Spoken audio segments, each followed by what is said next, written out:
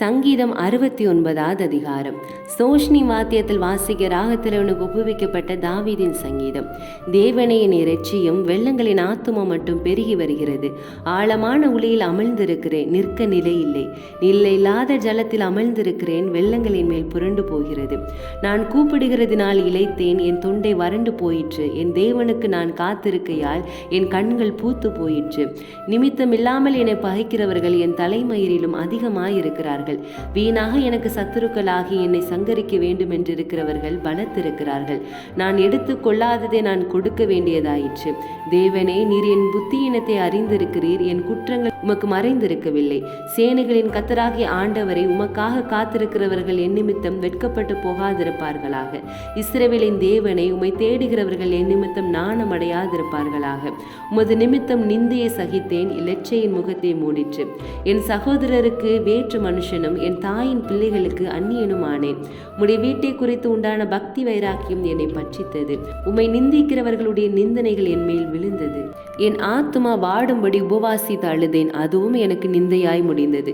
இரட்டையின் உடுப்பாக்கினேன், அப்பொழுது அவர்களுக்கு பழமொழியானேன். வாசலில் உட்கார்ந்திருக்கிறவர்கள் எனக்கு விரோதமாய் பேசுகிறார்கள், மதுபானம் பண்ணுகிறவர்களின் பாடலானேன்.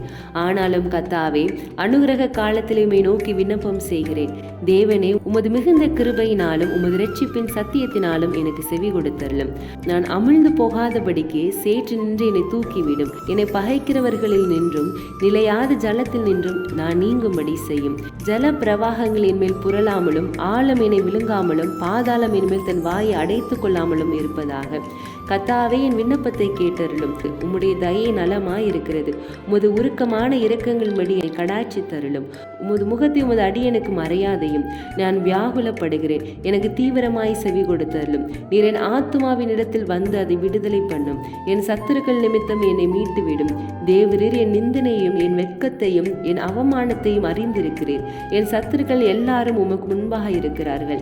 நிந்தை என் இருதயத்தை பிளந்தது. நான் மிகவும் வேதனைப்படுகிறேன். எனக்காக பரிதவிக்கிறவன் உண்டோ என்று காத்திருந்தேன், ஒருவனும் இல்லை. தேற்றுகிறவர்களுக்கு காத்திருந்தேன், ஒருவனையும் காணேன்.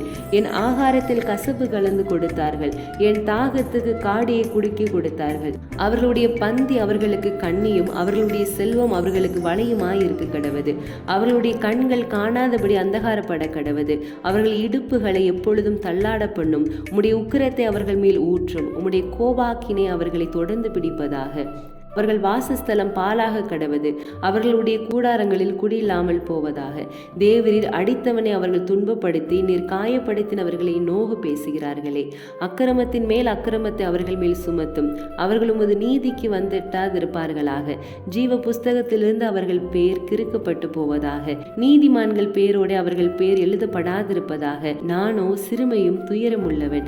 தேவனே, உம்முடைய இரட்சிப்பு எனக்கு உயர்ந்த அடைக்கலமாவதாக. தேவனுடைய நாமத்தை பாட்டினால் துதித்து அவரை ஸ்தோத்திரத்தினால் மகிமைப்படுத்துவேன். கொம்பும் விரிக்குளம் உள்ள காளை எருதை பார்க்கிலும் இதுவே கர்த்தருக்கு பிரியமாயிருக்கும். சாந்த குணமுள்ளவர்கள் இதை கண்டு சந்தோஷப்படுவார்கள். தேவனை தேடுகிறவர்களே, உங்கள் இருதயம் வாழும். கர்த்தர் எளியவர்களின் விண்ணப்பத்தை கேட்கிறார். கட்டுண்ட தம்முடையவர்களை அவர் புறக்கணியார். வானமும் பூமியும் சமுத்திரங்களும் அவைகளும் சஞ்சரிக்கிற யாவும் அவரை துதிக்க கடவது.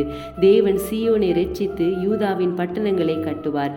அப்பொழுது அங்கே குடியிருந்து அதை சுதந்தரித்துக் கொள்வார்கள். அவருடைய ஊழியக்காரரின் சந்ததியார் அதை சுதந்தரித்துக் கொள்வார்கள். அவருடைய நாமத்தை நேசிக்கிறவர்கள் அதில் வாசமாயிருப்பார்கள்.